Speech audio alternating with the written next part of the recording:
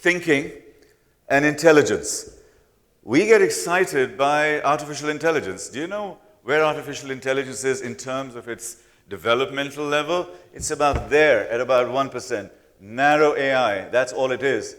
It has the capability of a cockroach in terms of intelligence, literally. A lobotomized cockroach at that. We are at 9.5, and we keep forgetting ourselves. And I think that is one of the key things as we go forward into the future, is that we need to develop our intelligence, our thinking about thinking, our memory, our learning how to learn, curiosity. Those are the things that make us human, and that is going to help us to define the future.